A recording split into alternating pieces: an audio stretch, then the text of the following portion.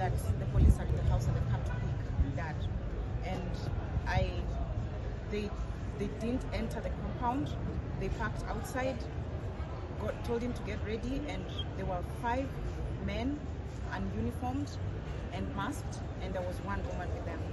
And they walked him out, and they didn't say who they were, they didn't say where they were coming from, what they were taking him for, why they were taking him.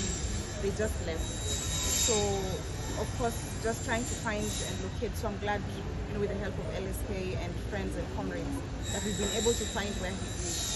And he's been taken because of the Stanchart marathon. He said something about Occupy Stanchart, and it was very clear. He said that people need to be safe, people need to just wear flags. When did it become a crime that to wear a flag in this country, you will be arrested for? And if we continue to stay silent, they will kill us all. But who is going to be in this country? They take my husband, they take your children, they take you.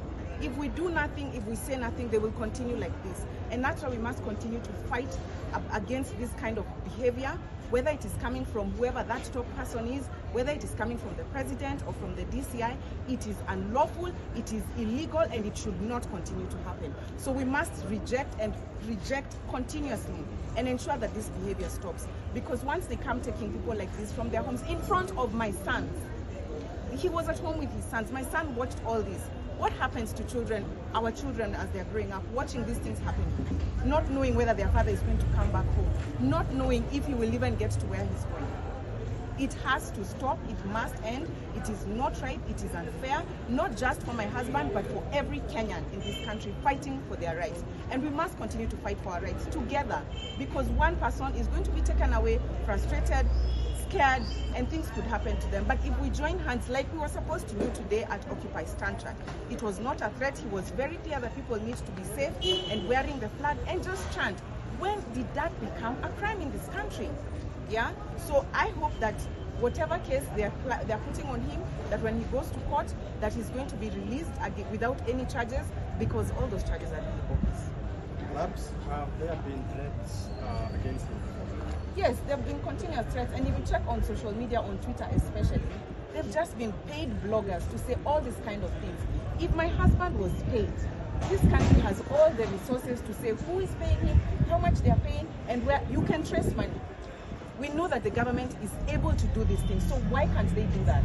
They just put bogus cases and things to say about my husband, who has not done these things. Even today, if you open your phones right now and go to X, you'll see bloody eyes, bloody hands. What has he done? If he was guilty of any of these things, he would have been arrested, he would have been in court, he would be in jail for something that he's done. But he's not, because there are bogus charges and there's nothing that he has done. Yeah.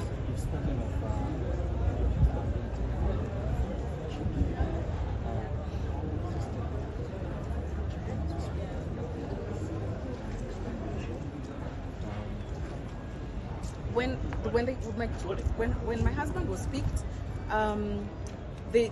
my children were with a friend of ours, so they came and I had them taken to my sister's house because I had to go looking for my husband. So having spoken to them and having seen my husband, at least I have told them they're fine, that he's fine, and I know they're in safe hands, but I don't know how they really are because I haven't seen.